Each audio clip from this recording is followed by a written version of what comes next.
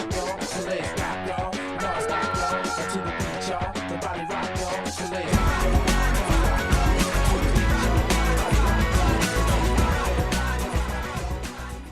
Olá, seja bem-vindo ao Saúde em Jogo da sua Bola TV. Sabe o que são diagnósticos in vitro e análises clínicas? Pois, são a mesma coisa. São meios complementares de diagnóstico e o nome está ligado aos tubos de vidro em que se realizavam as análises. Muita coisa mudou neste setor desde então, mas o nome mantém-se. Ora veja. O diagnóstico in vitro ou análises clínicas consistem fundamentalmente na detecção ou medição de determinadas substâncias ou micro-organismos em amostras de sangue, saliva, urina, fezes, entre outros. Os testes para diagnóstico in vitro têm aplicação na medicina humana, medicina veterinária, no controlo ambiental e na indústria alimentar. Desempenhando um papel vital nos cuidados de saúde, os resultados podem fornecer informações relevantes em contextos diversos, nomeadamente no rastreio da população e prevenção de doenças, no diagnóstico, na vigilância de tratamento prescrito, na avaliação de intervenções médicas, no estado de saúde pessoal ou em testes genéticos. Os meios auxiliares de diagnóstico in vitro são uma ferramenta essencial para o diagnóstico e monitorização de numerosas patologias e doenças infecciosas. Ajudam os profissionais médicos e de laboratório a tomarem melhores decisões. Diagnósticos corretos geram resultados optimizados e são vitais para um tratamento adequado e efetivo. Do ponto de vista dos doentes, evitam ou retardam problemas futuros ou complicações de doenças crónicas e previnem recaídas e efeitos adversos.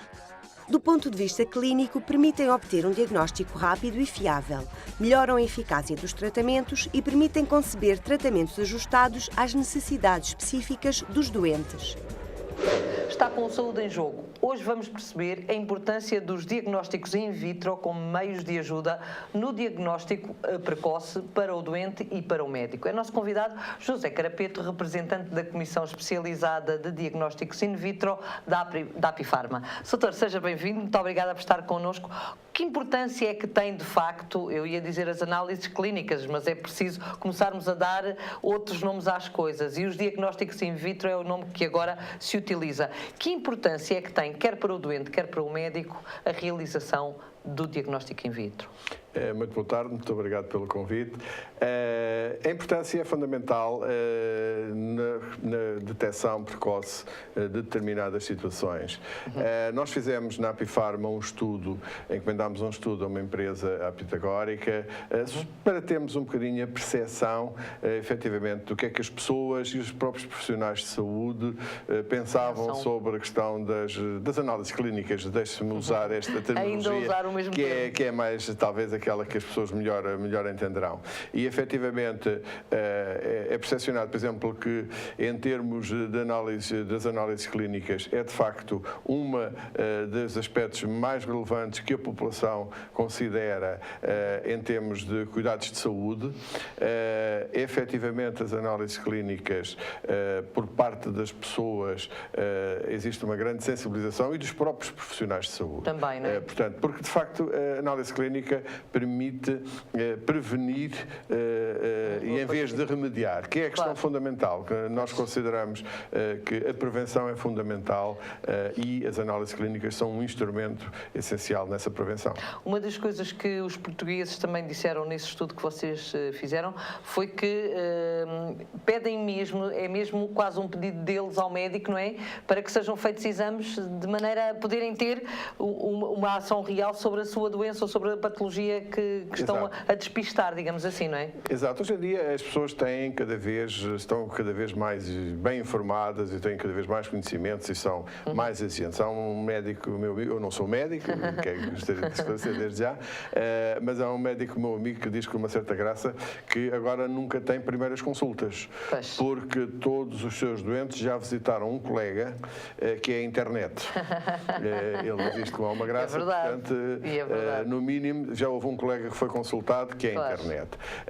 E, efetivamente, a internet, com todos os seus problemas que pode ter, Sim. é um fator de informação que leva as pessoas a procurarem esclarecer-se quando têm alguma situação, enfim, ou na família ou eles próprios, e, portanto, quando chegam ao médico, têm já, eu diria, algum conhecimento empírico e alguma, entre aspas, exigência Em relação- e alguma pressão sobre o médico relativamente à necessidade daquela situação ser diagnosticada, ser diagnosticada, analisada despistada e tudo e isso. despistada. Claro. Por outro lado, o médico também, cada vez mais, deixou de ser naturalmente o João Semana, e, portanto, É uma outra visão do tem uma médico outra hoje. visão, Claro. e, portanto, não faz, digamos que, um diagnóstico definitivo sem ser acompanhado deste tipo de soluções que é permitido através das análises clínicas. Eu penso que ninguém já coloca sequer em causa a possibilidade disso acontecer. É uma coisa que está de tal forma já enraizada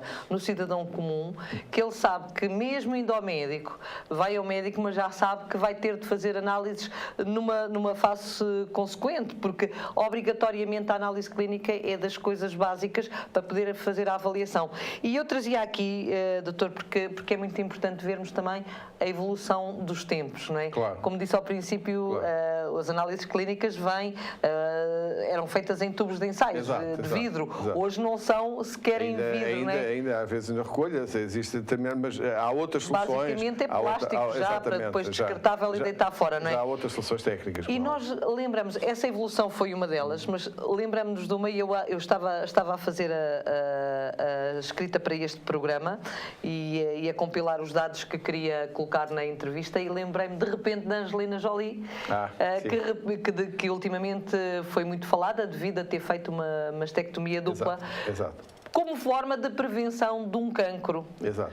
Isto só é possível porque, de facto, há uma evolução enorme dentro da área onde está, não é? Que é as análises clínicas. De outra maneira era impossível, não era? Exatamente. A evolução científica levou a que hoje em dia seja possível determinar ou detectar situações que possam potenciar ou que sejam propensas a situações desse tipo. E tecnicamente isso é possível. Claro, Deu esse exemplo. Parece ficção científica. Claro, claro. De repente parece que mas não é. As coisas estão muito perto de nós. A questão do genoma humano, enfim, que agora tanto se fala. Mas já que refere a essa questão, aproveito também para, e como estamos, enfim, a falar um bocadinho, julgo que essencialmente para o target masculino. Quer dizer, as senhoras também já vêm de futebol, mas ainda não é na mesma mas quantidade. Aproveito para referir uma outra situação, que é muito específica do sexo masculino, que é a questão do cancro da próstata. Porque, efetivamente, hoje em dia, há meios de detectar de forma precoce essas situações e delas serem evitadas. Claro. Enfim, do ponto de vista de saúde e até do ponto de vista em termos de custos para o Serviço Nacional de Saúde. Claro. Porque uma situação que seja detectada a tempo tem custos muito menores do que depois do tratamento. Por isso, na Apifarma, nós consideramos que prevenir é um investimento no sentido que a médio prazo, se não houver prevenção, os custos serão necessariamente muito maiores. Mas atenção, doutora, se calhar temos de estar mesmo atentos, porque no tal estudo que o senhor referiu há pouco, os clínicos já consideram que a realização de análises clínicas tem diminuído e apontam como causa uma tendência da racionalização da prescrição, ou do racionamento da prescrição. Não só os clínicos gerais, como nesse estudo nós também falámos com os responsáveis de laboratórios, e os responsáveis de laboratórios no dia-a-dia, portanto, têm e são também unânimes na referência à redução do número de análises. Isso passa não pelo desinteresse da população, como acabámos de ver, de falar, é crescente, mas por restrições de cariz financeiro que levam a que hoje em dia o médico seja muito pressionado, eu não digo a não prescrever, mas muito pressionado a pensar e fundamentar o tipo de análise que solicita. E, portanto, naturalmente que isso pode pode ter, e tem um impacto. Está a ter um impacto, e não é? tem um impacto neste setor, na redução do número de análises, com o risco de menor prevenção. Ora bem, Essa é a questão. O problema não está, porque poderia até ser uma coisa Exato, boa, exato. poderia ser sinal de que os portugueses estão menos doentes, mas Exato. não é isso que se passa. Não, exato. É que, de facto, está-se a prescrever menos análises para gastar menos. Sim, não porque os portugueses sim. não precisam Claro. de saber como é que Aliás, estão. a evolução demográfica do país com o envelhecimento leva a que haja um maior número de pessoas que deverão ser acompanhadas. Claro. Dou-lhe o exemplo da diabetes. Claro, A também. diabetes foi o próprio Sr. Ministro da Saúde que o referiu há tempos sim. em públicos Sim, públicos que havia 1 milhão de portugueses Mais de 1 diabéticos milhão, não parece. diagnosticados. Pois, por isso. Portanto, quer dizer, estes diabéticos vão depois desenvolver um conjunto de doenças porque não foram atempadamente, digamos, acompanhados, com custos elevadíssimos. Claro. E as multipatologias que estão Exato. associadas a essas. A diabetes é a porta aberta, para um conjunto de doenças Não é? que Todos sabemos quais todos são. sabemos quais são. Muito obrigada, doutor. Já voltamos. Vamos acompanhar agora o nutricionista Miguel Godinho, da Fundação Professor Fernando de Pádua, numa viagem pela nutrição. Somos o que comemos, diz ele, e nós acreditamos. Olá, aproveitámos para vir conhecer a Feira da Saúde de Almodóvar e hoje vou falar-vos do leite, esse alimento que está tão instaurado na nossa gastronomia. Quando falamos de leite, habitualmente falamos do leite de vaca e até que chega à nossa mesa ele tem que sofrer alguns processos industriais para se chegar à nossa casa de forma segura. Sofre um tratamento térmico e um embalamento numa embalagem especial para conservação. À nossa disposição em qualquer supermercado temos 3 tipos de leite, o leite magro, o leite meio gordo e o leite gordo. A diferença entre estes 3 tipos de leite será a quantidade de gordura que neles está contida, sendo que o mais equilibrado para o consumo humano será sempre o leite meio gordo. O leite magro terá uma percentagem tão baixa de gordura que não traz as vitaminas lipossolúveis, as que se dissolvem na gordura, que tão importantes são para a nossa saúde. Sabemos também que o leite é uma boa fonte de proteínas e é uma fonte moderada de vitaminas. O leite, pela sua quantidade de cálcio e de fósforo, é muito bom para a nossa saúde óssea. É por isso aconselhado o consumo às crianças e aos idosos. Existem, contudo, algumas patologias em que o consumo de leite deve ser moderado ou desaconselhado, como por exemplo a intolerância à lactose. Neste caso, é sempre preferível para o consumidor consumir outros produtos lácteos que não tenham tanta quantidade de lactose, como por exemplo os iogurtes e o queijo. O leite de soja não é leite, é uma bebida feita a partir de soja. Leite só há um, o de vaca. Existem especialistas que aconselham o consumo de leite. Outros especialistas dizem que não devemos consumir leite. Postos os factos, a decisão é sua. Até para a semana. São os diagnósticos in vitro. In vitro são testados em laboratório ou algo do género, sim. São diagnósticos feitos em laboratório sobre bebés, sobre como é que diz, embriões. Qual é o papel principal das análises clínicas? As análises clínicas é para identificar alguns fatores de risco de valores anormais e para controlar a saúde é fazer análises de vez em quando. Observar se o paciente tem alguma doença ou alguma anomalia no seu corpo. É analisar os parâmetros de saúde do sangue, da urina, dos nossos fluidos internos que não temos cá fora. Voltamos à conversa com José Carapeto, da Comissão Especializada de Diagnósticos in vitro da Apifarma, sobre os diagnósticos in vitro, a que habitualmente se denominam por análises clínicas. Doutor, voltamos à nossa conversa.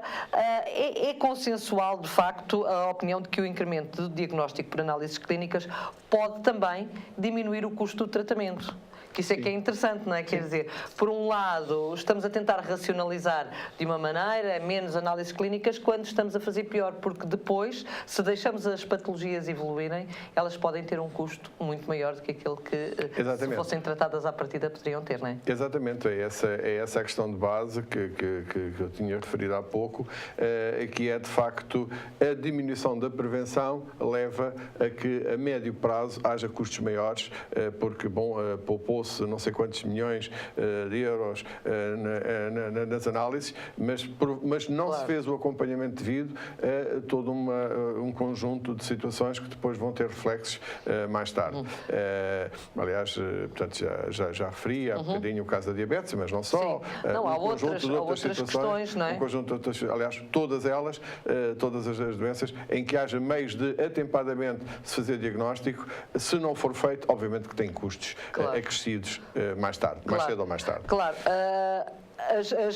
Através dos diagnósticos in vitro, há várias coisas, não é só a possibilidade de fazer a despistagem das doenças. Eu estive a ver também uma literatura onde se diz que é possível a despistagem de infecções, obter informação para a predisposição de certas doenças, colaborar ou evitar ou retardar problemas de complicações decorrentes de doenças crónicas e assegurar os níveis mais adequados de intervenção terapêutica. Portanto, a evolução é enorme.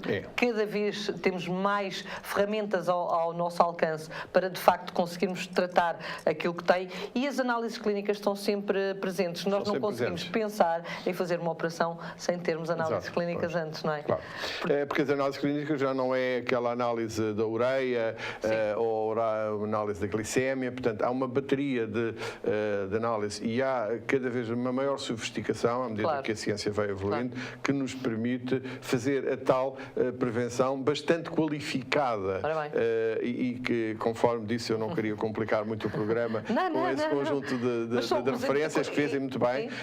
Há toda uma panóplia de situações em que os meios de diagnóstico in vitro, ou seja, através de um mecanismo de análises clínicas, podem perfeitamente intervir. E está também, eu acho que as análises clínicas hoje estão muito democratizadas, digamos assim, porque assim, o facto de, não sei qual é a sua opinião sobre isto, e se concorda ou não, mas é o momento atual também para perguntar. O facto de muitas vezes podermos, algumas análises mais simples poderem ser feitas em locais como as farmácias, por exemplo, se calhar é uma mais-valia para o utente ou não?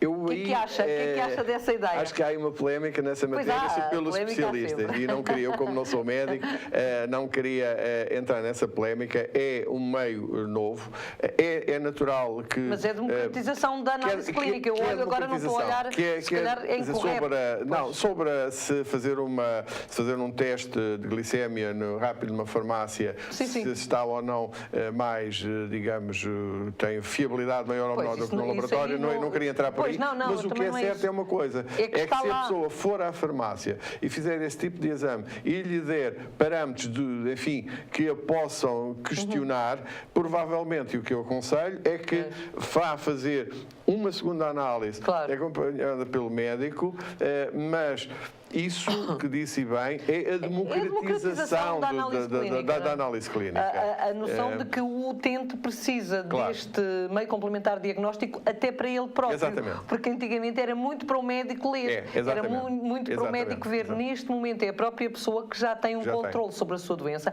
principalmente os doentes crónicos, não é? E que já querem ter acesso diretamente à análise para saberem mais ou menos o resultado. E diga-me outra coisa que é importante também, em termos de crise, e estamos a viver um período de crise, todos sabemos isso, muitas vezes os doentes não têm até o dinheiro para irem ao hospital para a análise, e tudo isso está muito ligado também aqui com a questão da análise clínica.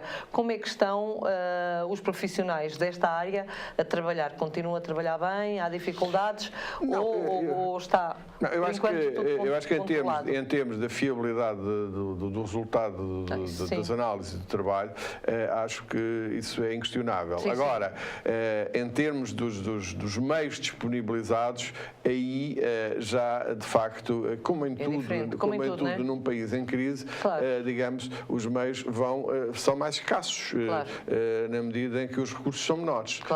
Portanto, essa é... Isso sente-se, não é? Isso sente-se. Depois, as análises clínicas, neste momento, enfim, quando, por exemplo, se analisa o setor das análises clínicas, temos, na parte dos laboratórios, a componente hospitalar e o chamado laboratório privado. Acontece que o laboratório privado, em tudo o que é análises clínicas, tem uma convenção com o Estado. Ou seja, o Estado é o único, o Serviço Nacional de Saúde, é praticamente o único cliente, dono e pagador de todo este processo. E, portanto, todo este processo é gerido, enfim, com grandes restrições financeiras e, portanto, com dificuldades acrescidas em termos de meios. Mas é sem dúvida um setor em que se acredita em que, de facto, não está em causa a qualidade de serviço prestado, o que é importante. Não, Era bom era que isso não diminuísse, não é? Claro, Porque, de facto, claro.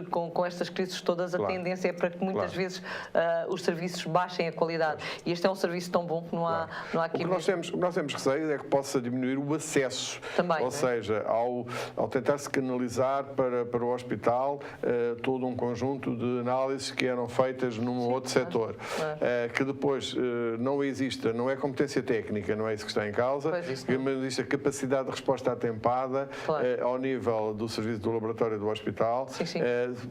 para este desvio de tráfego, digamos assim, Por outro do caminho. laboratório, entre aspas, privado, porque é privado de facto, só que Convencionado as com o análises são Estado, não é? convencionadas com o Estado. E, portanto, aí é que pode haver algum E risco. resta-nos saber se o aí é hospital que pode tem haver capacidade para dar a Exatamente. resposta Pois. total àquilo que se faz cá fora, não é? Uma coisa é a capacidade teórica, dos Pois. estudos teóricos. Aí é que está. Outra coisa é a capacidade real Pois. e efetiva do serviço. Do serviço, aí é que está. Doutor, muito obrigada. Já voltamos. Hora de ginásio. O Hugo Muniz vem aí para um momento de vida ativa para que seja mais feliz e mais saudável. Olá, Hugo. Olá Marina, mais uma crónica de vida ativa. Desta vez vamos falar sobre o TRX, treino em suspensão. O TRX foi inventado por um SEAL americano que, durante as suas missões, achava que devia treinar em algum sítio. Então inventou algo parecido com isto, não propriamente como está agora, mas sim um aparelho que permitisse utilizar o peso do corpo e que pudesse treinar em qualquer sítio. O treino em suspensão não é nada mais, nada menos do que nós utilizarmos o nosso próprio peso do corpo e deslocar o peso em prol destas fitas que estão sempre tensionadas e aproximam e afastam o nosso peso do corpo. Temos sempre a tensão do TRX e o nosso peso do corpo tem de estar sempre tensionado. E nós podemos aproximar os pés do fulcro, tornando mais difícil o exercício. E podemos puxar, simples, um treino super dinâmico, super divertido, super intenso, em que pode-se realizar em qualquer sítio. Pode ser feito também em casa, junto a uma porta, pode ser feito na rua, numa árvore, ou seja, um aparelho super portátil, fácil de acesso, disponível a todos e com intensidades fantásticas. Por exemplo, o peso do corpo sobre a tira e descemos e subimos, descemos e subimos. Também podemos utilizar um dinâmico, um crunch dinâmico, em que utilizamos os abdominais. Podemos saltar, aproximar, descer, ficar, saltar, aproximar, descer, ficar. Podemos fazer um lunge dinâmico, lunge dinâmico, lunge dinâmico. Ok, todos estes exercícios simples, fáceis de executar e intensos se nós quisermos. Por isso lembrem-se, juntos somos mais fortes. Até para a semana. Alguma vez teve que repetir um teste por causa do resultado? Já uma vez, numa das operações, tive que repetir um teste. Em relação a umas análises de urina, sim, para repetir, para ver se ainda continuava a bactéria presente ou não, sim. Nunca pediu um segundo teste? Não. Não, tenho confiança nos médicos. Confia então nos laboratórios de análise clínica? Confio. Geralmente acho que confio, não tenho razões para duvidar. Em que situações estes meios de diagnóstico são fundamentais? Situações de doença ou de prevenções das mesmas. Quando determinados valores determinam uma doença ou então em situações raras. E chegamos ao final do programa de hoje. Para finalizar, vejamos ainda uma imagem ilustrativa sobre a importância dos meios complementares de diagnóstico, neste caso as análises clínicas. Estima-se que 60% a 70% das decisões clínicas sejam tomadas tendo por base os resultados dos testes das análises clínicas. E isto diz tudo, Dr. José Carapete. Isto aqui está tudo dito, não é preciso mais nada. Agradeço-lhe imenso por ter estado connosco no Saúde em Jogo. Uma ótima semana para si também. Cuide-se, eu volto para a semana. É a sua saúde que está em jogo.